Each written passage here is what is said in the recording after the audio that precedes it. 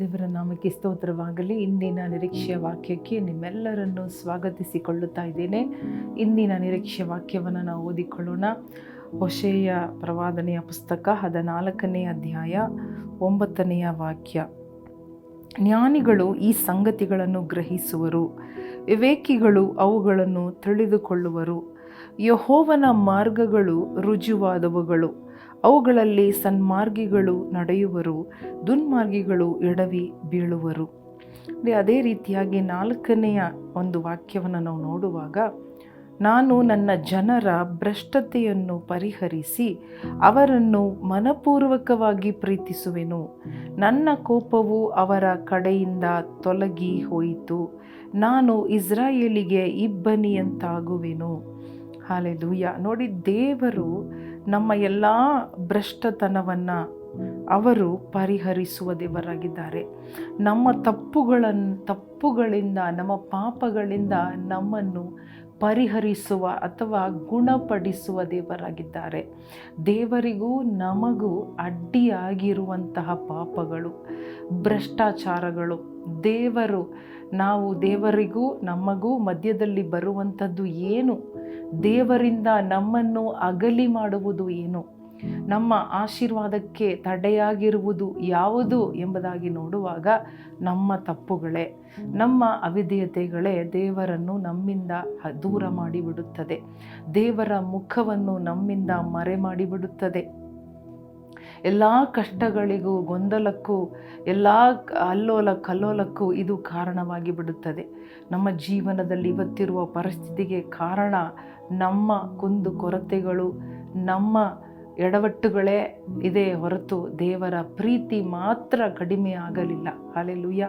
ಇವತ್ತು ದೇವರ ಪ್ರೀತಿಯಿಂದ ನಮ್ಮ ಜೊತೆಗೆ ಮಾತನಾಡಿ ಹೇಳುವ ಕಾರ್ಯ ಏನೆಂದರೆ, ನಾನು ನಿಮ್ಮ ಪಾಪಗಳನ್ನು ಕೂಡ ಪರಿಹರಿಸಿ ನಿಮ್ಮನ್ನು ಎಲ್ಲ ಕಾರ್ಯಗಳಿಂದ ನಾನು ನಿಮ್ಮನ್ನು ಹೀಲ್ ಮಾಡುವೆನು, ಅಂದರೆ ವಾಸಿ ಮಾಡುವೆನು, ಗುಣಪಡಿಸುವೆನು, ಮನಪೂರ್ವಕವಾಗಿ ಪ್ರೀತಿಸುವೆನು ಎಂಬುದಾಗಿ ದೇವರು ಹೇಳುತ್ತಾ ಇದ್ದಾರೆ. ನನ್ನ ಮನಪೂರ್ವಕವಾದ ಪ್ರೀತಿ, ಹೇರಾಳವಾದ ಪ್ರೀತಿ, ಹಲ್ಲೆಲೂಯಾ, ಕಡಿಮೆ ಆಗದ ಪ್ರೀತಿ ಏನನ್ನ ಮಾಡುತ್ತದೆ? ಆ ಪ್ರೀತಿಯಿಂದ ದೇವರು ನಿಮಗೂ ನನಗೂ ಏನು ಮಾಡುತ್ತಾರೆ ಅಂದರೆ, ನನ್ನನ್ನು ಅಗಲಿ ಮಾಡುವ ಆ ಒಂದು ಪಾಪದಿಂದಲೂ ಎಲ್ಲ ಭ್ರಷ್ಟತನದಿಂದಲೂ ಅವರು ನನ್ನನ್ನು ತೊಲಗಿಸಿ, ನನ್ನನ್ನು ಬಿಡಿಸಿ, ನನ್ನನ್ನು ತಪ್ಪಿಸಿ, ಮನ್ನಿಸಿ, ಕ್ಷಮಿಸಿ ಅವರು ನನಗೆ ಒಳ್ಳೆಯದನ್ನು ಮಾಡುತ್ತಾರೆ. ನನಗೆ ಅವರು ಇಬ್ಬನಿಯಾಗಿರುತ್ತಾರೆ. ನನಗೆ ಏನು ಬೇಕೋ ಅದು ದೇವರಾಗಿ ಇರುತ್ತಾರೆ. Hallelujah. He will be everything to you. ಇದು ಆತನ ಪ್ರೀತಿಯಾಗಿದೆ, ದೇವರ ಪ್ರೀತಿ. ಹಲ್ಲೆಲೂಯಾ.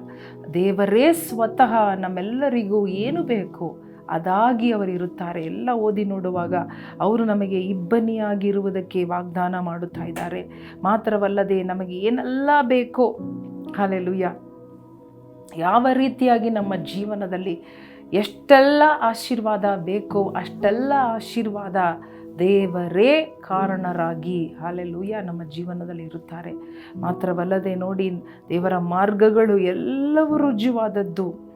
ದೇವರು ಇದನ್ನು ತಿಳ್ಕೊಳ್ಳಿರಿ, ದೇವರು ತನ್ನ ಪ್ರೀತಿಯನ್ನು ಇನ್ನೂ ಕಡಿಮೆ ಮಾಡಲಿಲ್ಲ. ದೇವರು ಬದಲಾಗಲಿಲ್ಲ. ದೇವರು ಪ್ರೀತಿಯಲ್ಲಿ ಕಡಿಮೆ ಆಗಲಿಲ್ಲ. ದೇವರು ಒಂದೇ ರೀತಿ ನಿಮ್ಮನ್ನು ಪ್ರೀತಿ ಮಾಡುತ್ತಾ ಇದ್ದಾರೆ. ಅದನ್ನು ತಿಳಿದುಕೊಳ್ಳುವವರೇ ವಿವೇಕಿಗಳು, ಆ ಮಾರ್ಗದಲ್ಲಿ ನಡೆಯುವವರೇ ಜ್ಞಾನಿಗಳು. ಆದ್ದರಿಂದ ತಿಳಿದುಕೊಳ್ಳೋಣ, ದೇವರ ವಾಗ್ದಾನಗಳು ಎಲ್ಲವೂ ಹೌದು. ದೇವರ ಮಾರ್ಗಗಳು ಎಲ್ಲವೂ ಹಾಕಲ್ಪಟ್ಟಿದ್ದು, ರೆಡಿಯಾಗಿರುವುದು. ಹಲ್ಲೆಲೂಯಾ. ದೇವರ ಪ್ರೀತಿ ಶಾಶ್ವತವಾದದ್ದು. ಆದ್ದರಿಂದಲೇ ದೇವರು ಇಸ್ರಾಯೇಲ್ ಜನರನ್ನು ಹೋಶೇಯ ಪ್ರವಾದಿ ಮುಖಾಂತರವಾಗಿ ತಿಳಿಸುತ್ತಾ ಇದ್ದಾರೆ, ನಾನು ನಿಮ್ಮನ್ನು ಹೀಲ್ ಮಾಡುವೆನು. ಹೌದು, ನಿಮ್ಮ ಪಾಪಗಳ ದೆಸೆಯಿಂದ ನೀವು ಒಡೆಯಲ್ಪಟ್ಟಿರಿ, ನೀವು ಚದುರಿ ಹೋದಿರಿ, ಆದರೆ ನಾನು ನಿಮ್ಮನ್ನು ಗುಣಪಡಿಸಿ, ನಾನು ನಿಮ್ಮನ್ನು ಕ್ಷಮಿಸಿ, ನಾನು ನಿಮ್ಮನ್ನು ವಾಪಸ್ ಕರ್ಕೊಂಡು ಬಂದು ತಿರುಗಿಸಿಕೊಂಡು ಬರುತ್ತೇನೆ. ನೀವು ನನ್ನನ್ನು ಬಿಟ್ಟು ಹೋದ್ರಿ, ಆದರೆ ನಾನೇ ನಿಮ್ಮನ್ನು ತಿರುಗಿಸಿಕೊಂಡು ನನ್ನ ಬಳಿಗೆ ಬರಮಾಡಿಕೊಳ್ಳುತ್ತೇನೆ. ನನ್ನ ಕಡೆ ಆಶೀರ್ವಾದ ಇದೆ. ಕಣ್ಣು ಮುಚ್ಚಿ ದೇವರಿಗೆ ಸ್ತೋತ್ರ ಹೇಳೋಣವ. ದೇವರ ಪ್ರೀತಿಯನ್ನು ಯೋಚಿಸೋಣ, ಯೋಚನೆ ಮಾಡಿ ನೋಡೋಣ. ಸ್ವಲ್ಪ ಕೂತುಕೊಂಡು ದೇವರ ಪ್ರೀತಿಯನ್ನು ಯೋಚಿಸುವಾಗ ಅದು ಅಪಾರವಾದ ಪ್ರೀತಿ. ಅದು ನಮ್ಮ ಬಲಕ್ಕೆ ಮೀರಿದ ಪ್ರೀತಿ.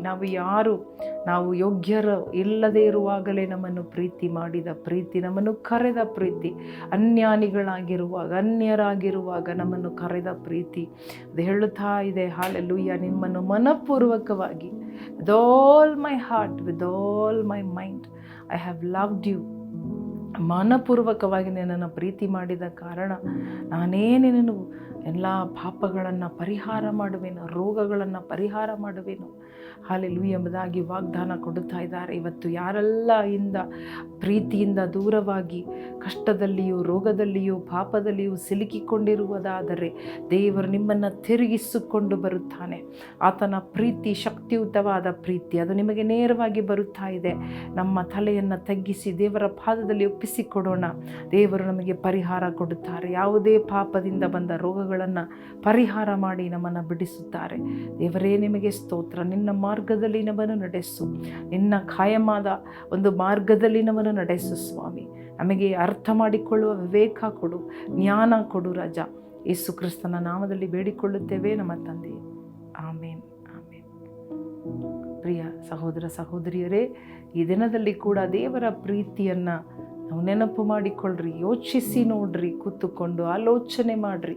ಆತನ ಪ್ರೀತಿ ಕುಂದಿ ಹೋಗಲಿಲ್ಲ, ಕಡಿಮೆ ಆಗಲಿಲ್ಲ. ನಮ್ಮ ಪಾಪಗಳು ಅಡ್ಡಿಯಾಗಿದ್ದರೂ ಆ ಪ್ರೀತಿ ಕಡಿಮೆ ಆಗಲಿಲ್ಲ. ಅದು ಮಾತ್ರವಲ್ಲದೆ ದೇವರ ಪ್ರೀತಿ ನಮ್ಮನ್ನು ಎಳೆದು ವಾಪಸ್ ತಂದು ಪಾಪಗಳನ್ನು ತೊಳೆಯುವಂಥದ್ದಾಗಿದೆ.